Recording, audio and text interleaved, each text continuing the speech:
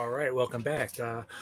Last year, some of you may remember that myself and some other people that I know who had been to New York Con got together and came up with the obvious answer that due to certain world events, there was not going to be a con. Well, this year there is supposed to be a con, and so I'm reconvening a new panel with some. Well, one person is returning, and I'll go ahead and bring him in. You know him from previous interviews from his Red, White, and Broke. Mike Spring, how's it going? Good, Chad. How are you? Doing fine. Thanks for coming back. Yeah, thanks for having me back. I'm excited. And also from earlier wave, one of my first shows is Josh Howell. How's it going? Hey, it's going. Happy to be back. It's been a while. How's things been going for you? Oh my God, I've been so lonely. I've missed people so much. So, God willing, New York Comic Con comes back because I need people in my life. This has been horrible. All right, and also, I think making his first time here officially is C-Mart. Hello. I've been on his show. Let me get this right: the Brotherhood of Evil Geeks. That is correct. Yes. And we haven't talked recently, which you need to remedy that. And and once it looks like our fourth person is here, and once he looks like he is ready, I will bring him in. I will bring him in now. Hi. Hello there. Nice to finally meet you. I think you may have been following my Facebook group for some time, but right. All right. So tell us a little bit about yourself. What do you do, and maybe how you got into comics? Just because I've asked all these guys before, so let's find out about you. All right. I collected Spider-Man comics from the 80s and the 90s. I also collected all the titles that were available. So Amazing, Peter Parker, and Webb, all the way through. I think I stopped in 1994. But at the same time, I also collected Cloak and Dagger, Doctor Strange, and then over on the DC side, it was Dungeons and Dragons, Forgotten Realms, and The Shadow, and then also Watchmen. Yeah, Nice. Yeah. And you are you're a cosplayer, right? Yep. And how long have you been doing that? I mean, I'm just curious. Well, I've been making costumes for a long time. Halloween was always a big thing for me. So even when I was a little kid, it had to be like above and beyond. So a big thing is I had an E.T. costume in '86 that my mom helped me make. And it looked pretty good for, a kid's costume, but it was definitely not a store-bought thing. Fast forward through all that, it was actually around 2010 when I joined the 501st Legion, the Star Wars costuming group that does charity events. And then since then, I've kind of just applied their logic to my other projects. Very nice. Thanks.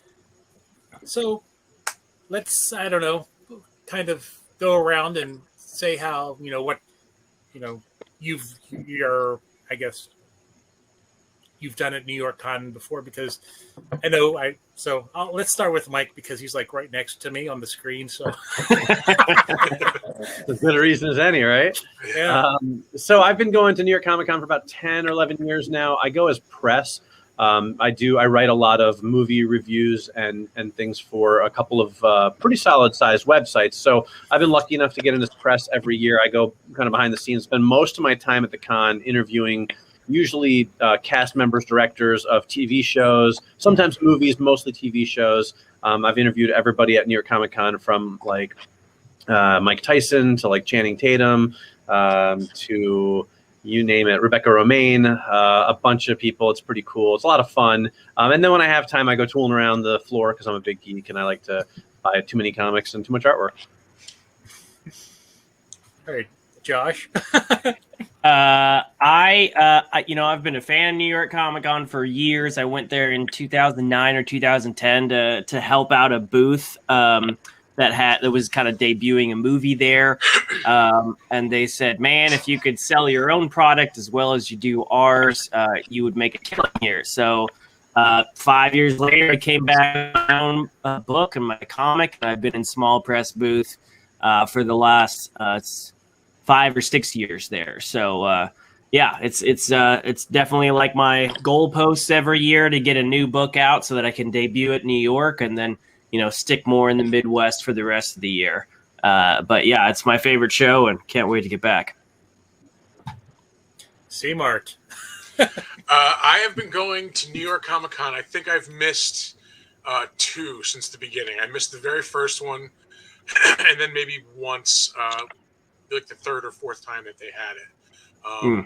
Mostly, I started off going as a fan. I started doing my website, my podcast in 2012. So after that, it's been more of a press roll, although I've never actually gotten a press pass from them. It's not easy anymore. Yeah. No, every year I was out there trying, and every year I got that rejection. But no, I had a similar experience to Mike, where I'm doing a lot of interviews. I'm just trying to check in with people who I've interviewed before, or people who I'm trying to get on the show. When we first started, we were working really, really hard doing photography for cosplayers. Basically, we saw you in a cool costume, we took your picture, gave you our sticker, told you to come check yourself out on our website. It was really just a cheap way to advertise. Yeah. So I've had a fan role there. I've had more a job role there. So I'm definitely and I also host panels. Although I haven't done it at New York Comic Con, but I have done it at like Rhode Island, a couple other big cons, Convergence out in Minnesota.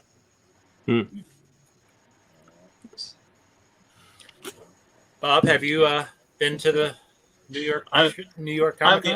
I've never actually even been to the New York City Comic Con. I've only been to New York City twice, and I was still a teenager. Oh man! So a couple years ago. Yeah, a little while ago. You have to have somebody film like just that first moment of walking into the Javits Center, just being overwhelmed with this wave of like everything cool just coming at you at once. And I feel like everybody knows somebody who's like, I'm going to New York Comic Con this year. It's my first convention ever. And you're just like, oh.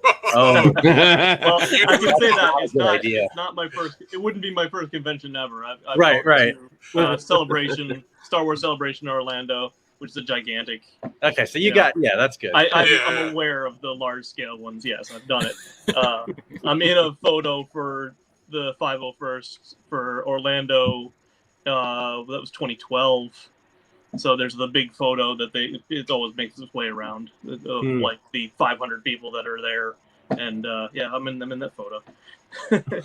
I can pick myself out because I know what I'm wearing. But, White Stormtrooper. No, I was a Tusken Raider on that one. That helps. Yeah. I have 5 different Star Wars costumes for the 501st. Nice. So it's nice. Yeah. That's the way to be. And for me, of course, I think the first time I went, I didn't have a press pass, but I was still, trying to just make the writing a blog for the Times Union sound to be, like something it is. And then finally something must have got shuffled and I started getting press passes. So nice. There you go. So I guess my first question is, what are your, what do each of you think about, them actually trying to have the show this year? Well, I'll launch that off from a vendor's perspective. I've been, I'm not on like a grandfather list at all, even though I've been there for so many years in a row. I'm still applying. I'm still working with whoever my agent or not my agent, my contact with New York Comic Con is to get my application approved every year.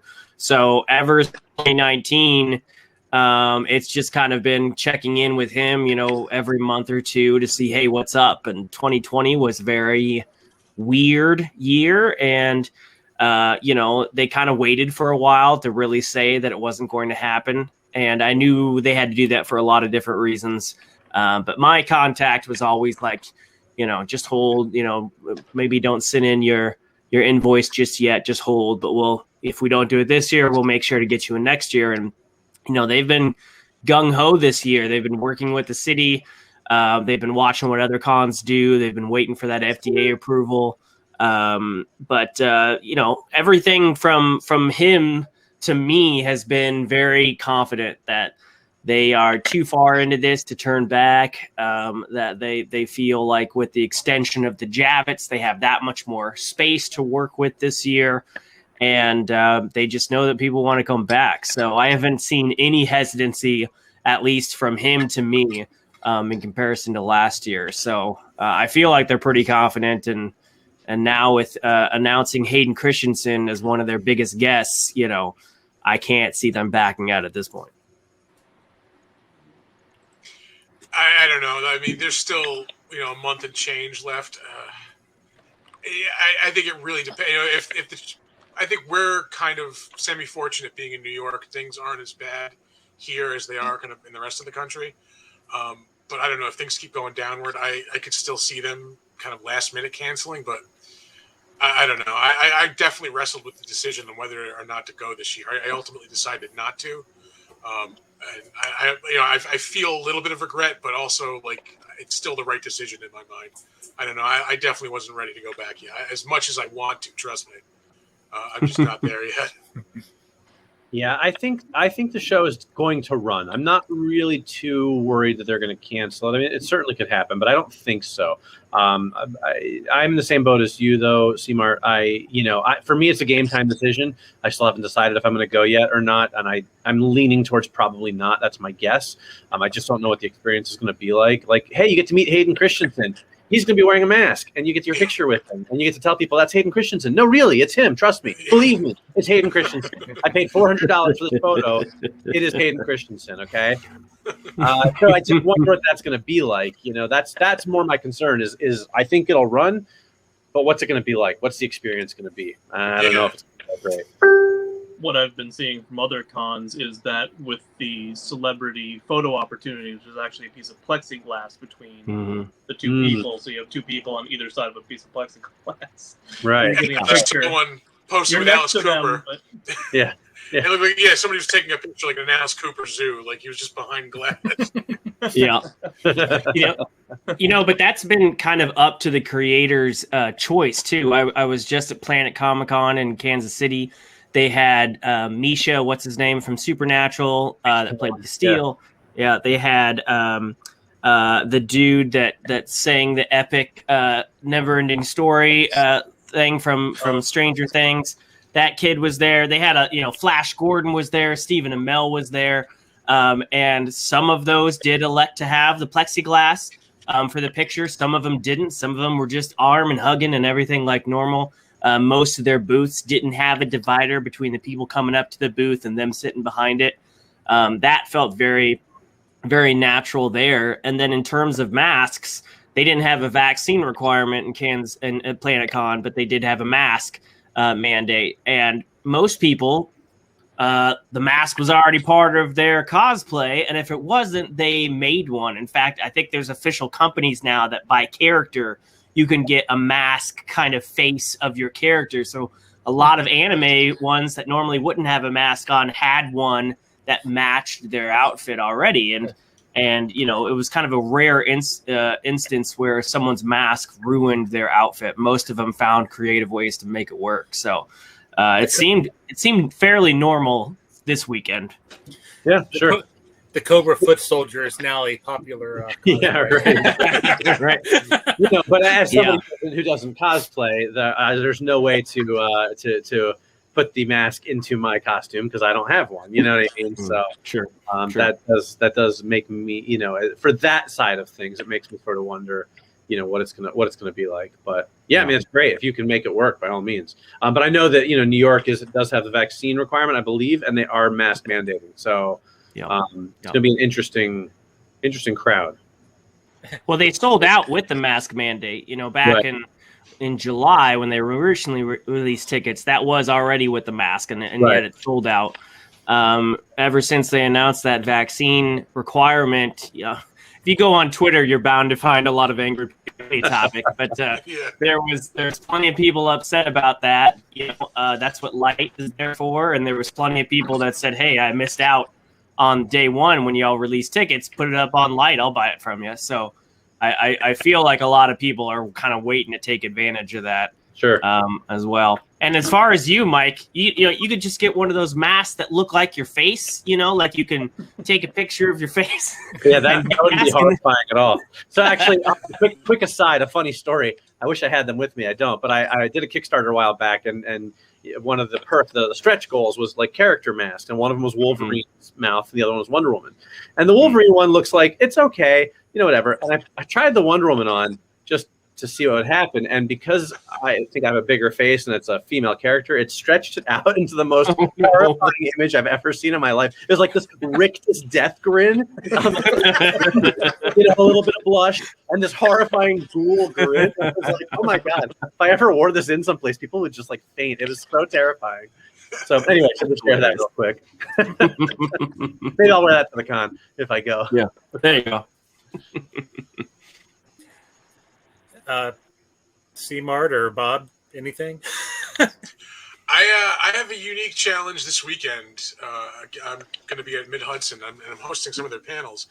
I'm going to be wearing my mask obviously the whole time, but I'm going to be on stage. I'm going to have to take it off for that. Obviously, that's going to be a little scary, but I'll be hopefully a couple of feet away. Probably 10 feet away from the audience or so. So I don't know. That's something that's been on my mind recently, but I think it'll be good. I don't know. I'm not going to risk it. I have 3 kids that they can't get a vaccine, so I really can't. I really can't put myself in that kind of a danger. Not saying it's totally understandable, but it's. I mean, I would catch stuff at cons before all this stuff happened. So remember those con crud, like you always take the day off after a con. Yeah, you're gonna be sick. When I went to Celebration 6, that was 2012. When I came home, I had the absolute worst cold for about 2 weeks. Mm-hmm. Yeah, it was terrible. So, Bob, has your cosplaying just been on complete hold then? Yeah, actually, it's funny. You said the Cobra foot soldier. I'm actually working on Cobra. Very nice. So, that's nice. That's what I was working on, and then everything shut down. So, yeah, it's really kind of on hold. I can't do a whole lot. There's nowhere I can really go for that type of stuff. I just reach out to people online, and I try to help people through things. Like, they want to do projects, so I'll just help them through their projects. Right. And that's about all I can really do. Yeah, I can imagine. Although there's my side, the Science Museum that's here in Schenectady. They have a science fiction event that I think they're going to try to bring back, and I've been asked to do stuff for that. So maybe I'll get in there. Cool. That'll be fun. Are they? They're just the show is just requiring one test, or is it? It's not a test every day, right?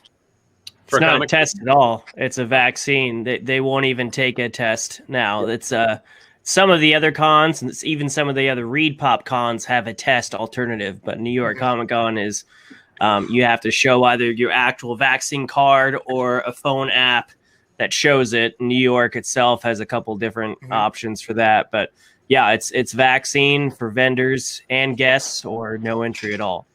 Which I think is one of my now I'm all in favor of that. I'll just say that. I'll just put that out there. I don't care what people think of me, but here's my question: have you ever tried to get into New York Comic Con? It takes hours and hours and hours when they're just taking your ticket and scanning your badge. Yeah. So what's it going to be like trying to get into the Javits, having to show your vaccination card? Now I know they're doing reduced attendance. I get that, but still, I have to imagine the actual process of getting into the Javits is going to be a little bit of a nightmare this year. It's kind of like, well, just get there at 4 a.m. and maybe you can get in at 1 or 2 in the afternoon. The show's over at 7. You'll be in by 6:55. Right. They would have to wait on like at least 1 or 2 lines in your time there. So enjoy that. Especially if they're giving tests too. I mean, if you thought the bathroom lines were bad, I mean, if you're sitting there being swabbed and waiting like 15 minutes, like that's going to be a huge line too. Even if there aren't that many for that. There's going to be. I can't find my vaccine card. I swear it was right here in my hilt. I had it in my utility belt earlier today. Where did it go? Like, it's going to be just a hold up after hold up after hold up. That's why I know have some sort of staged, enrollment process that you can go through to get not early access, but just early screening and be done with it. Okay. You would think there'd be something like that. That would make sense. Yeah, right. I haven't heard anything about the volume of paperwork they have to go through. They said limited capacity or reduced capacity, but the last time I had asked my guy, he was still saying at least 60%. So even 60% of the normal is a lot. So I'm sure they're racking their brains for ways to do that. Maybe multiple instruments, who knows? But and that's probably why they're not doing the test or doing testing on site, because that would just hold it up that much more. So right. Who knows? Yeah, I'll be just as interested to see that part of it and how they. I mean, as far as Planet Comic-Con was concerned, they just did it normally. I don't know. Granted, they didn't have the vaccine requirement; they just had masks, but they didn't really seem to care about the crowds at that point. But maybe with Javits extension, they have more space to spread them out. Who knows? Yeah. Well, I heard some stories from another con, the Terrificon, about there were supposed to be masks and stuff, but and people were. One of the guys I know who was working there said that one of the goers got very belligerent with him, and so I'm just afraid. I can just see that happening too. And well, you bump somebody wrong at the show, and I question their ability to police it too. When you've got I don't know, say 50,000 people walking around the Javits, I will guarantee you every time you turn a corner, there's going to be somebody with their mask down. And I don't think New York Comic Con is going to have the staff. ReedPop isn't going to have the staff to have people at every intersection in the con floor saying, put on your mask, put on your mask, put on your mask. I think it's going to be kind of people listen to them. Right. They'll put it on until the person isn't there, and then they'll take it off again. Or you just get the people who wear it around their chin or under their nose and all that. It's like, so yeah, the mask mandate is good, but are people really going to follow it? I mean, I can't even walk into a Target, even when we had full mask mandates in New York, and still see every single person wearing them correctly. So you got 50,000 comic fans. I don't know. I'm going to keep comparing it to Planet Comic-Con because it's the only Comic-Con I've gone to in the year and a half. But so the people there, from what I saw, there were 2 types of people. The majority seemed to be fine with their masks. They took it down when they were eating something or drinking something. The vendors, even the ones that I saw that weren't happy about it, still kept their masks on for the majority of the time. There were some outliers. There were some people who were very vocal about how we're in now and we're going to protest this till somebody kicks us out, And there were staff there that did what they needed to do, but they weren't bouncers. They weren't like physically, trying to step up to somebody. And every 20, 25 minutes, there was something over to the intercom saying, hey, please wear your mask, for safety reasons. And and granted, that was in a situation where we didn't have the vaccine mandate. So you're pairing that with the knowledge that everybody at New York Comic Con would have had to show some kind of proof of a vaccine. So I think that's going to make people a little safer, or at least a little more at ease. Or maybe just they got the vaccine, maybe there'll be less protesting of the mask itself. I mean, not everybody, but a lot of those people go hand in hand and realize the importance of it. So I think once you get past that vaccine thing, people will just want to be there to have fun. And most people respected it this past weekend, and we'll see. But I mean, and I hate wearing a mask myself, and I brought like 4 different ones because one gets too tight every once in a while, so I switch it out to a lighter one, So, and working a 10-hour con, that just sucks, but do what you got to do to come back. And most people at this con were just so happy that they didn't cancel it. They were willing to do what they needed to do to get in. Right. Well, fingers crossed, New York will be the same way. Yep. Any word from Baltimore, Mike? Baltimore has been very gung-ho from this. I mean, they've got the best guest list by far comparatively. They've announced a ton of guests and everything. They haven't really put out a lot of guidance that I've seen about masked vaccines yet. I haven't gotten any real notifications about that. I keep checking. Their website is still, they've got like their main guests announced, but everything else, like Artist Alley, hasn't been updated yet. There's still nobody listed there, even though I'm in Artist Alley, so I know they're having it. They haven't announced any like media guests or anything like that. So I don't know if it's that they haven't decided or if it's just that their webmasters are behind sleeping on the job. You know what I mean? So I'm not really sure what their policy is going to be. I will be there wearing a mask, of course, but I don't know if there's requirements or whatnot. I don't really know much about Maryland in terms of their sort of stance as a state. So I guess we'll find out more closer to the actual event. When is that event? It's end of October, 22nd through 24th.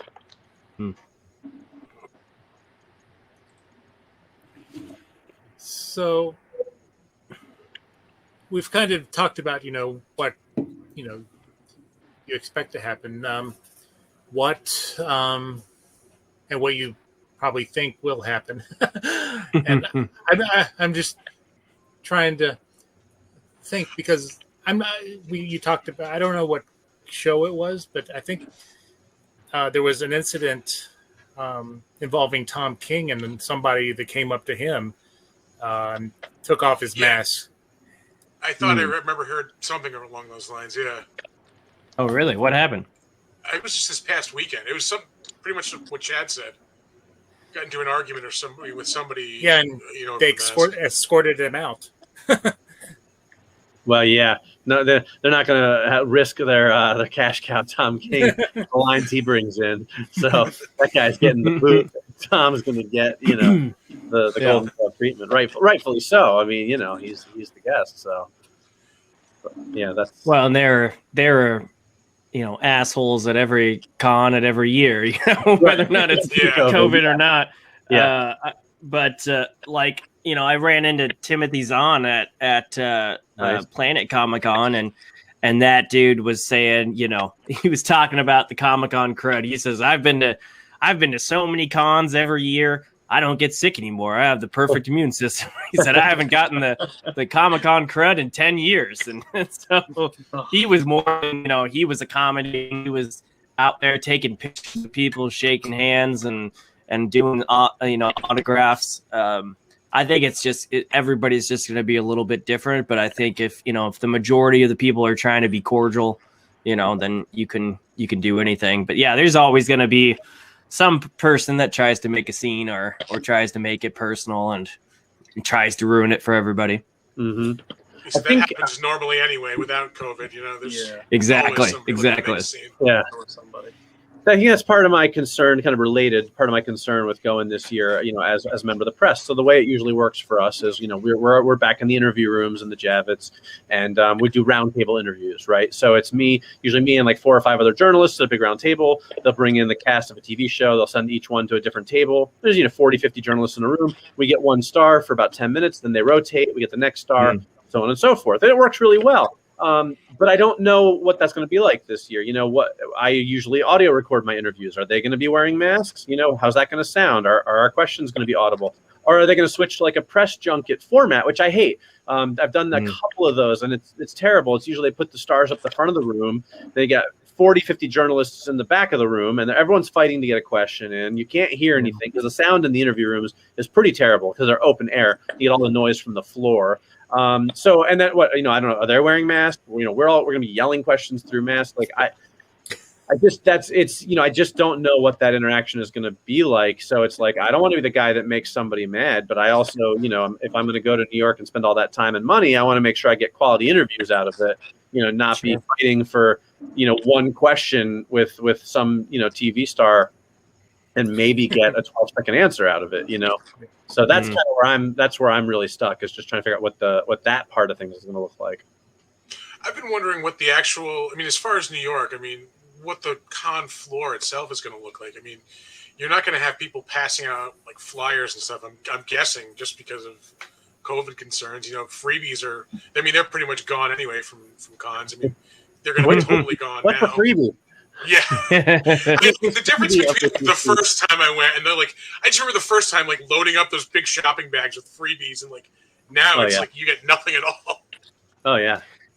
I haven't seen a map yet. They haven't given me a map, but they did tell me at least the smallest area, which is right in front of the main one of the main entrances there. It's kind of between those big blocks.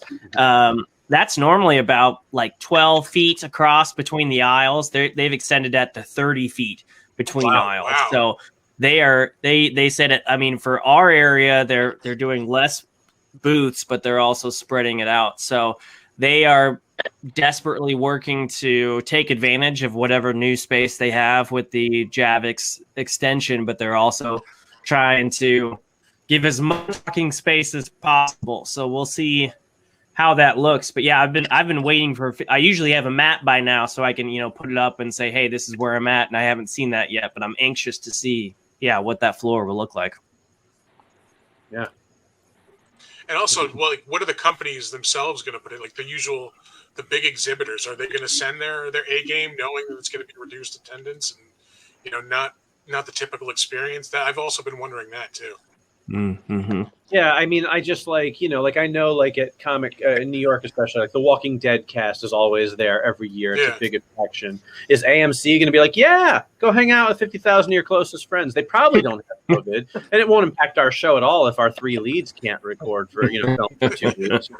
I can't imagine like the Outlander cast. They've only got like 4 people. Like it's they're not sending. They've been there the last couple of years, but they're not going to send them from across the world to do that. I mean, maybe they will, but I just have a hard time picturing that they're going to risk their cash cows, for a 1-hour panel discussion, you know what I mean, and some photo ops. It just doesn't seem feasible. So I wonder what the guest list. I mean, Hayden Christensen, great. I'm a huge fan of Shattered Glass, but I don't know if they're going to get the current big stars. That'll be interesting. Have they said what the reduced attendance is? Because I feel like I've never actually heard a number.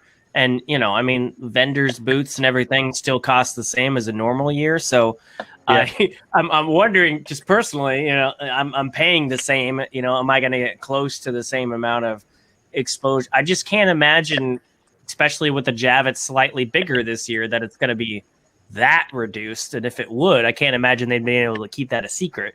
Right? But has anybody heard that? What their figure is? I have not heard an actual number yet. Yeah. I do like that marketing strategy, though. Hey, don't worry, guys. We're gonna have a lot less customers for you, but you get you have to pay full price to get in. Yeah, you're welcome. You'll almost be able to stick your arms out in an aisle. right. Adjust your prices accordingly. Yeah. Mm-hmm.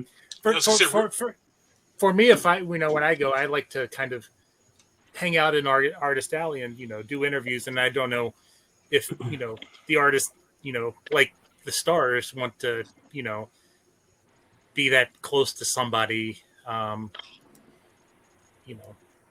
even if I'm even if I am vaccinated.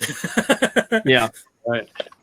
I feel for Mike because that's an intimacy that is a lot different, I can imagine, with press. But I would almost bet, as far as the con floor goes, if they're there, they're there because they haven't been at a lot of other places in the last year and a half. They want to sell books. I imagine they're going to be as comfortable as possible. The ones that really aren't comfortable with people just aren't going to be there. I mean, right. I feel like. Yeah. You're probably safe with the people that are there. I never saw anybody at Planet that was just like, back the hell off. I'll sell you the book, but 10 feet back, you got to stretch out your hand to get it. So I'm sure you'll be safe with the ones that do show up. Yeah. The line requires you to be 6 feet apart for the picture. And I did see that at I forget where I was. It was like for a concert. I think we were looking at. They had the VIP package, and that is a concert I'm taking my daughter to, and they had the VIP package as a photo op. And I'm looking at the fine print. It's like photo op will be socially distanced and in groups of 5 people. So I'm like, okay, so I'm going to get my picture with the band, but I'm going to be 6 feet away from them, and there's going to be 2 other strangers in the picture because only 3 of us are the concert. You're charging me like $200 for that. Seems like a bargain. Like it's gonna look like some weird satanic ceremony with like the band in the middle, right, and, like, a ring of people around them. It's gonna look like a high school, class photo, where like maybe like 12 people in the picture, and we're all gonna be like spaced apart. I'm like, I don't know, man. Maybe they'll do some forced perspective, like Lord of the Rings. Yeah, right. They'll be like here, an awesome Photoshop job. All the pictures are going to be like, these people holding looks like they're holding the guest in the palm of their hand. That's right. All the guests They're look like actually comics. 10 feet behind them. Yeah. Right. Yeah. That's great. They're gonna just Photoshop them all, and they'll be like, "Hey, since we were already photoshopping it, we cleaned up some blemishes, took off a couple pounds. Hope you don't mind." Yes. Thank you. You're better for it. You're better for it. Yeah, it's a bonus service. I'll take it. Right. I saw a lot of the celebrity pictures from this past weekend. The plexiglass ones, I mean, you barely noticed unless they made it a part of the pose. Right. Right. Let's But just roll into it. Yeah. Right. Yeah. There was a lot of like Spock, Kirk, poses That's right. and That's right. yeah. But A couple there of was also Storm, yeah. There was also, a lot of celebrities that didn't use that. I mean, like, Johnny Lawrence and whatchamacallit, John Kreese, from Cobra Kai were out there choking people, and everything. And, it was just like a normal show. So I imagine there'll be plenty of, or at least some ones that will break that social distance rule or whatever. It just depends on their personal preference. Yeah. Yeah, It'll kill my. I'm sorry. Go ahead. Have they said anything about like panels and stuff? Because that's not seen. I mean, they barely announced any guests yet. Really? No. have they said anything about panels? Or Like Outlander, they said the Outlander cast is coming back for a panel, but really? that's just, and that was a month or 2 ago, but that's been pretty regular for New York. They haven't released a lot of celebrities. The Hayden Christensen one was kind of the big, like, hey, we're starting to announce now. I think they were waiting on what this August 16th New York, policy was going to be, and then so I think they're going in on that now. But yeah, they've reserved most of their celebrity and panel announcements all summer. So not much. I imagine it'll come out soon. I'm bitter about Outlander. I have some Outlander horror stories from New York Comic Con, so I'm a little bitter about them. I don't know if you want to hear. That's a weird tangent to go down. So I don't know if you want to hear them or not. It's my wife's favorite show. Yeah, mine too. That's why I'm bitter about it. Well, so like, all right, I'll tell the story. Chad, you stop me if I get boring, okay? I'll tell this real quick. The very first year, like 2 years before Outlander even came out, they had Diana Gabaldon, who wrote the books they're based on, and Ronald D. Moore, who's the executive producer, did Star Trek Deep Space Nine. And I did all the Stars interviews that year, Stars, STARZ, the network, and promoted the heck out of Outlander because my wife was a huge fan of the book. So I'm like, oh my gosh, Diana Gabaldon, Ronald D. Moore, this is awesome, exciting. So then Outlander comes out, and it's of course a huge phenomenon. And they bring the cast out, and I'm like, "Oh, I'm gonna interview the cast and everything." And then they were like, "Oh yeah, no, you can't. You're not important enough to get those interviews." I'm like, "Dude, I was the guy. I was like one of like 12 people who cared about Outlander 2 years before it came out and helped you promote it. But now, because I'm not like People Magazine or Entertainment Tonight or whatever, I can't get anywhere near them. So okay, fine, whatever." So then the last Comic-Con that we were at, they were like doing the big panel, and they were like, okay, so, we're going to do a special seating for the press. We have a special section for the press, so you guys can go see the panel. You don't have to wait online. And so I get there's like 100 people in the press. Like, this is, great. Okay, we're all set. We're waiting in our press line forever and ever and ever. And they finally start to walk us out to the panel. And while they're walking us to our seats, they turn the lights out. Because the big surprise is they're going to play the season premiere of Outlander. And so then we had to try and find our seats in the dark because this is a special press treatment. And so we find our seats, and I'm looking around, and I'm like, oh, there's about 3 rows of people behind us, and then there's the back of the theater. So the special press section was like, I could duck when airplanes were flying overhead. We were far back from them. I'm like, not what I had in mind. And so then they played the premiere episode, which is like an hour plus long. which was, I guess, neat, but it was also premiering like a week later, so I could have just waited. And then they bring the cast out for like, 12 minutes. And that was the whole experience. And I was like, so like I finally got my moment with Outlander, and it was pretty awful. I was like, wow, I could have just waited online and had a better experience. So I'm a little bitter because it's one of our favorite shows, and I have tried every tactic I know to get in an interview with them. I have begged and borrowed and stolen and pleaded, and it is just a no, a hard no. So I'm a little bitter about Outlander. So yeah, Outlander's coming, but I won't get anywhere near that. Who did you offend that first year? You had to have pissed somebody off. I was and then like, now you're just on the them. list. I was like, oh man, we've been fans of these books for years. We're excited. We're going to promote your show, but now I'm just not big enough to get in. I'm not important enough to interview them now.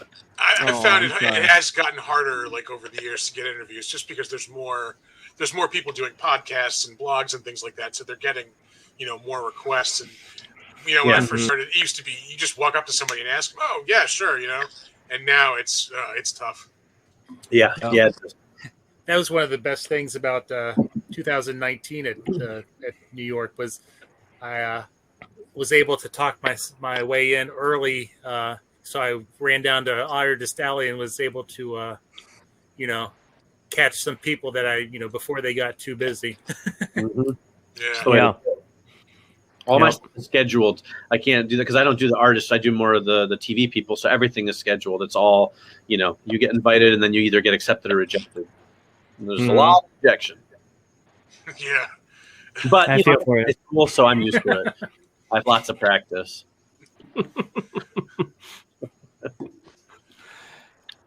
What else you got, Chad? Well, didn't get a lot of it. I was going to say we can go around with final thoughts, and you can promote whatever you want to. Well, let's let Bob go first. I feel like we've all been talking over him. He hasn't had a chance to say anything. No, that's okay. That's fine. Come on, Bob. Let's hear from you. You guys had mentioned the limited capacity, so while you were all talking, I was furiously looking up like every single article that I could find, and yeah, they dodged that question hardcore. Even again, limited capacity could be 99% for all we know. Yeah, they're just even on the official site, they don't even address it. They're like, oh yeah, it's going to be limited capacity and reduced attendance. Like, okay, but what? How much? They don't know. And I also wanted to kind of note that even on their official site, they kind of hint that this might be canceled, but not really. They go through a whole thing on what to do. To jump in, but the cancellation could be something that's out of their hands too. You don't know if New York State could just shut it down. Yeah, New York City could just decide to not let anybody in anymore. So I do like that limited capacity, though. It's like, hey, we've limited the capacity. We got way less guests this year. Way less. Everybody else, you guys are all welcome. We're going to reduce the capacity by having less people you want to meet. Less stars, but more room for your money. Right, exactly. More room for Funko. Yeah. Right. Oh, yeah. They don't need any more room for Funko. God. Yeah. Oh, yeah. Half the floor. They're either doing that so that they don't have to face a lot of negative press when the number is huge, or my fear is that they're doing it because it's the reverse and it's actually so low that they don't want to spike people that way.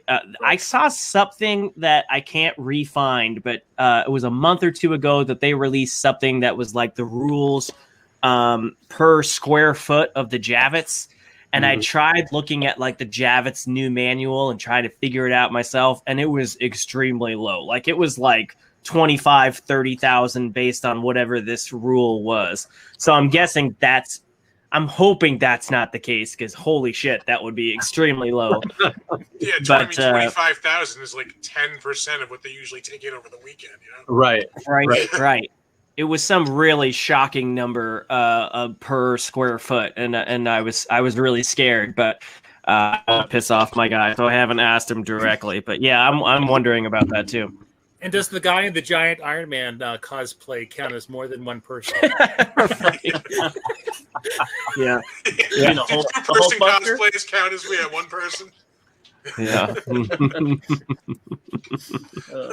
That's awesome. All right. Sorry, Bob, I jumped in on you, but you should finish promoting whatever you got to promote. I don't really have much to promote. I don't promote stuff. I don't do anything. All right. I just talk to people online about stuff. if they approach me, I will help them. But no, like I said, I don't know. As far as the convention goes, I do kind of feel like they're jumping the gun just a little bit. The smaller cons in the smaller towns, they seem to be okay, but I don't know. It seems like New York City is just a big convergent area, and there seems to be a higher risk of being in such a place. Also pulling people in from like all around, from everywhere, probably the world. Yeah. Yeah, I mean, not just for the con, but the city itself pulls in people from all That's over what I mean. Right. Yeah, just in general, the location is a place where people converge and from everywhere. And yeah, I don't know. I really don't know. As far as my own stuff goes, I don't know. I'm looking forward to finally getting to another convention at some point in time. That'd be great. I'm hoping that the Science Center thing works out. Actually, for the Science Center thing, I'll be doing Mystery Science Theater stuff. Ooh, nice. Yeah, I could turn my camera. I've got Crow and Tom Servo sitting right here. Awesome. I actually have them in front of my TV behind it. You probably can't see them there. I'll just turn around. Hey. Oh, wow, that's awesome. Yeah, there they are. Very cool. So That's awesome.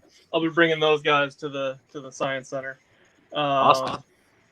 And I made it's a jumpsuit that's like what Will Hodgson wears on the current tour, well, the last tour. So it's an updated red jumpsuit with the patch and all the other fun stuff. But yeah, that's about it. I mean, like I said, if you see me online and have questions about how to put stuff together, I'm usually pretty good at finding resources on stuff. Like, well, to give you an idea, like I said, I did the 501st, so that's, if you're familiar with them, they do the screen accurate costumes for Star Wars stuff. Well, then I applied that same thing. I have a 95% screen accurate Rorschach from the Watchmen films. I'll throw you guys a picture of it in the chat. But and then I was working on good old Cobra Commander when everything shut down. Very I got cool. the helmet. I was happy about that. Yeah, it's awesome. Yeah, well, Nice. the guy that makes them stop. He's getting out of the business, so I figured it was time to have to jump on it. Yeah. Yeah. I also have Ghostbuster uniform. I don't have a pack yet. I'm working on that. It's expensive to put together. Yeah. So, and I mean, everything that I do is expensive. Like I said, I have 5 costumes for the 501st. So I have a biker scout, a Tusken Raider, a Sand Trooper, Death Star Trooper. So it's the guys with the big goofy helmet, and then TIE Fighter pilot. Nice. Nice. Very Nice. Most of those are $1,000 each. Wow. So it's I bet. yeah, you can't get away cheap. Sure, they're good quality though. Oh yeah, well, like that's the thing with the 501st. It has to meet a standard and it has to look like it came out of the film. So, Yeah. like I said, I applied that to everything else that I do, and that's what Cobra Commander's in research phase right now. And I have a couple of ways I want to go with it, but it's all a matter of, do I really feel like paying that much money for something I might wear twice? Right. I would probably just go with hooded Cobra Commander because that's easier. Right. Well, yeah. If you're paying that much money, I'd be wearing that out like on a Saturday. I don't have the helmet, so I'm all It's like a prom dress, but it's so nice. You'll wear it again. Yeah, the Rorschach costume I put together cost me quite a bit of cash, so I made sure to wear that at many places. Sure. Like we had to bring our kids to school for some Halloween thing. I'm going as Rorschach. It's a good costume. It's good. Yeah. Grocery shopping, like dressed as Rorschach. You're like, I'm getting my use out of this costume. Go buy a car. I could go in for car buying though, because then every time they were like, well, "What do you think about this car?" You could just be like, "Herm," and then you could be like the ultimate like hardball customer. Right. Yeah, Standing there eating beans under the mask. Yeah. I actually have 3 different masks too. There's one that looks like one of the comic panels. It's lifted directly from one of the comic panels. Then the other 2 I have are thermo reactive. So those are so cool. They move. Right. Yeah. It's pretty neat. Yeah. It's a neat effect, but it needs to be like the right temperature, or else it just doesn't work. Right. Sure. Yeah. I don't know. That's really it for me. Like I said, New York City Comic Con, I would probably avoid it. Just, I'm not. I don't have that much faith in people, even though you're supposed to be vaccinated. It's like, but people lie. So yeah, I don't really know. That's true. You've already seen cases of vaccination card fraud, stuff like that. Yeah. It's not like a. It's literally easier to get the vaccination than it is to forge a vaccination card. Like it kills. I mean, that's true. People. Like, come on, people. But there's always the horse dewormer. Yeah, I was talking to a friend of mine yesterday about how far out of the way people are going to just not get it. They don't trust the science of a vaccine, but they'll take horse dewormer instead. Maybe those horse pills. That science is solid. Yeah. Yep. When was the last time you heard a horse dying of COVID? Come on, it's gotta work. It's gotta work. Yeah. Hard logic to argue with, Chris. That was hard logic to argue with. Right? You nailed it. There's a reason they say healthy as a horse. Who won? Yeah. Right.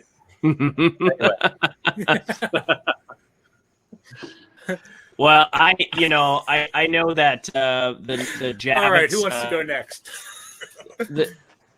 The Javits Auto Show was like a big, milestone, I think, for New York Comic Con. That was supposed to be happening this week, and for a while there, they were saying, if the auto show is going to happen, we're going to happen. Well, then they canceled, but they canceled before New York's new vaccine mandate. I just don't think they could wait that long. It was supposed to start on the 20th, so 4 days after whatever that mandate was supposed to be, that's just too short notice for them. So they canceled.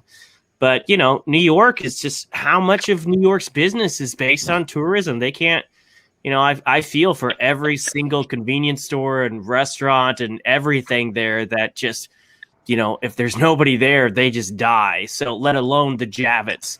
And it does make me wonder if Reed Pop has some type of contract with the Javits that they were able to get out of 2020, but 2021 would stop them from getting out of it, or at least financially hurt them really bad to get out of it. So I'm sure that's part of it. But personally, I really loved being back at Comic-Con this weekend. But one of the things that I despised was hearing everybody bitch about the vaccine or whatever. There was plenty of people that came out, and I loved seeing them.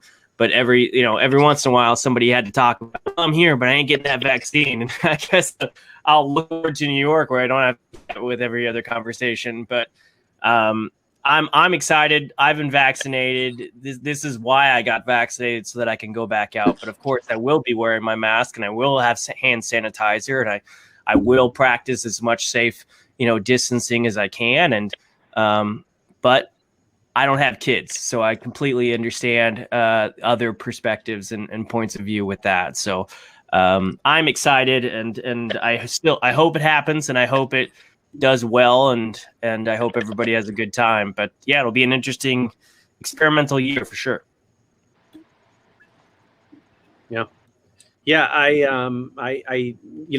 I hope it goes on. I hope it goes well. I hope it goes safely. I hope it, everything goes as good as can be expected or hoped for.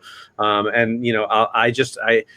personally need more information before I decide if I can go, because again, I am in a unique position where I go more to interview people than to just, walk. Much as I love to go walk around the show, I'm a big fan. I'm a big geek, I buy a lot of stuff, but it's such an expensive weekend for me. If I'm not going to be able to do the stuff that I normally go for, I can't justify the cost. So I just need to hear more about what they're going to be doing with the stars and the interviews and the press rooms and stuff like that. But I hope it goes great. I hope it, honestly, everyone gets to go who wants to go, and that everyone is safe and that nobody gets sick from it. That would be the best case scenario. And then that'll hopefully be one more step towards life, getting back to normal.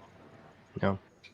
I can, Mike, if it helps, I can wear a green screen head thing, and I can work on my impressions, and you can just do all the interviews with me at my booth, and then just, Photoshop whatever star onto my shoulders that you need, and just make it work that way. I appreciate that. I'm here for you. All right. I like that. I'll definitely let you know. Okay. I was going to say, I'm pretty much, in the same boat as everybody else. I'm optimistic. I really hope this con goes on. I want these cons to come back. It's been 2 years since I've been to a good con. I'm ready, Mm-hmm. But just fingers crossed, we just got to wait and see, I guess. there's just way too many variables for me to agree to go to it this year. As much as I love New York, it's like the one like weekend a year I will go all out. Just on the con itself, on going to dinner afterwards, and getting a nice hotel. Just I really look forward to doing that again someday.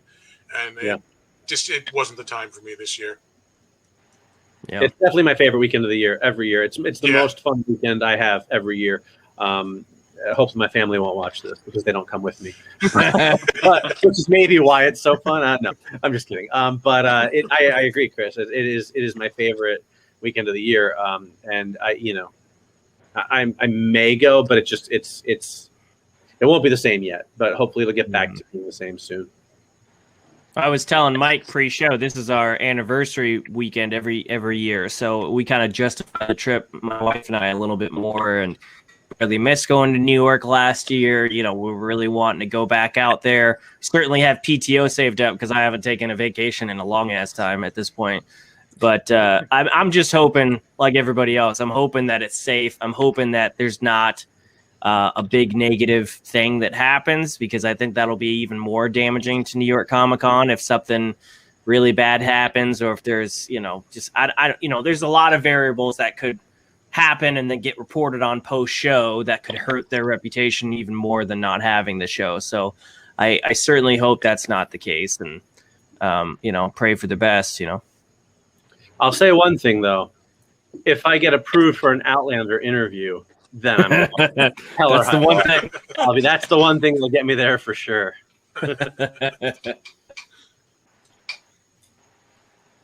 Do I have an opinion? I'm the host. What? He throws out there. You broke up, Chad. He's back. Do I have an opinion? I'm hosting. You can have an opinion. Yeah. But I due to having a young son who is ineligible, and some financial reasons, and it looks like it's a no-go for me. But I will, even though I was approved for a press pass, I'll use the press deals to schedule more stuff and keep active. Sure. Yeah, that's what you got to do. Just kind of keep your name out in there. So that's what I've always done. So, well that's it. I'll probably send them less stars and no Chad, so they know they got the reduced attendance covered. Right. Just FaceTime me, guys. I'll put you up on my phone. I'll walk you all around the con. We'll get you there. We'll get you there one way or the other. I love it. Once some artists see this, when they see this, they'll go, "Oh, I can go now. He's not going." Good. Walker won't be there, so I guess right. I can safe going to Comic-Con again. What you should do is just go and record all these interviews with people, and then just share the footage around so that they can splice themselves in asking the same question. So there you go. It looks like you interviewed them, and then just put a background behind them so it looks like you're really there. Right. Yep. Technology. Why does everybody have the same interview?